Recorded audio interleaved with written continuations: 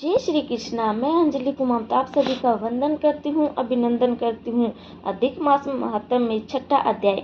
नारद जी बोले, हे पाप रहित ऋषि परवर, विष्णु भगवान ने गोलोक में जाकर क्या किया, सो कृपा करके मुझसे कहो। श्री नारायण जी बोले, हे नारद, अधिक मास सहित विष्णु भगवान जब गोलोक में गए तब वहाँ जो हुआ सो कहता हूँ, सुनो। गोलोक में मणियों के खंभों से सुशोभित सुंदर ज्योति धाम को विष्णु भगवान ने दूर से ही देखा।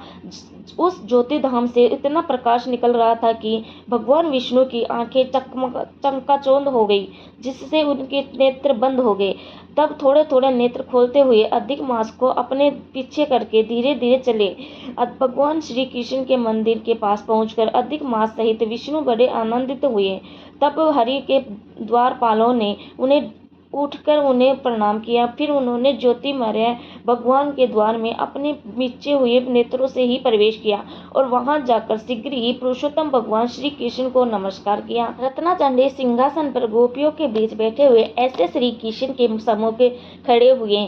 रमाना विष्णु हाथ जोड़कर बोले, गुणों से भरे हुए गोविंद, अद्वितीय अक्षर, अव्यक्त नाश रहित विग्रहवान गोप वेशधारी को बाल्यावस्था वाले शांत गोपीनाथ, मन को हरने वाले नवीन मेघ के समान श्याम रूप, करोड़ों कामदेवों के समान सुंदर वृंदावन में रास मंडल में बैठे हुए पीताम्बरधारी सौम्य मूर्ति, तिरछी मनोहर आकृति वाले रास लीला के स्वामी स्वामी रासवासी, रसोर ललित दो भुजा वाले, हाथ में मुरली धारण करने वाले, पीले वस्त्र पहनने वाले अच्युत भगवान मुझ पर प्रसन्न हो। इस प्रकार श्री कृष्ण महाराज की स्तुति करके तथा नमस्कार करके श्री विष्णु उनकी आज्ञा से रत्नजित सिंहासन पर विराजमान हो गए। श्री नारायण जी बोले, यह विष्णु द्वारा स्तुति किया गया स्तोत्र प्रातः काल उठकर जो मनुष्य पढ़ेगा उसके सब पाप नष्ट होंगे और खोटे स्वप्न देखने पर भी अच्छे फल देंगे तथा पुत्र पुत्री की वृद्धि होने वाली गोविंद की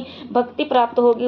अब कीर्ति का नाश होकर निरंतर श्रेष्ठ कीर्ति बढ़ेगी। तदंतर श्री कृष्ण के चरणा अरविंदों में कांपते हुए मलमास के विष्णु जी ने प्रणाम करवाया। तब श्री कृष्ण भगवान ने पूछा कि यह कौन है, यह किस लिए आया है और ये क्यों रो रहा है। इसके गोलोक में कोई कष्ट नहीं भोगता। गोलोक वासी सदा आनंद में मगन रहते हैं, सपने में भी कोई दुष्ट वार्ता नहीं सुनते।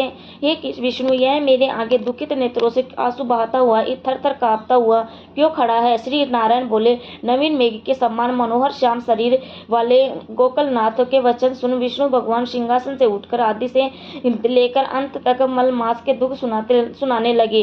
श्री कृष्ण बोले, श्री विष्णु जी बोले, हे वृंदावन चंद्र, हे श्री कृष्ण, ये मुरलीधर, हे मलमास है, इसके कष्ट में आपके आगे कहता हूँ। इसका कोई अधिश्रवण नहीं है, इसका कारण इसे मैं यहाँ ले आया हूँ। आप इसके दुख को दूर करो। यह अधिक मास सूर्य की संक्रांति से रहित है, तयाज्य है, अपूज्य है और शुभ कर्मों से सदा वर्जित है। स्वामी रहित होने से इस मास में स्नान दान नहीं करने से सभी वनस्पति लताओं और 12 महीनों कलाओं, कष्टाओं और क्षणों, उत्तरायणों, दक्षिणायणों, संवत्सरों आदि से अपने अपने स्वामियों के गर्व के बल पर इनका अत्यंत अपमान किया है। इसीलिए इस दुख अग्नि के कारण इसने मरने की ठान ली है। हे ऋषिकेश, इस शरणार्थी के कांपते तथा रोते हुए अपने समस्त दुखों को हमारे सामने खोल कर रख दिया है। इसके महादुख को आपके बिना अन्य कोई निवारण नहीं कर सकता है। इस कारण इस अनाथ को हाथ पकड़कर आपके पास लाया हूँ। आप दूसरों के दुख को दूर करने वाले हूँ, अतः इस संतप्त को आनंद युक्त कर दो। जगत तपे आपके चरण कमल प्राप्त करके कोई शोकाकुल नहीं रहता। वेद वेदाओं का ऐसा वचन मिथ्या कैसे हो सकता है। अब इसका दुख दूर करना आपका कर्तव्य है। मैं सब काम काज छोड़कर इसे लेकर यहाँ आया हूँ।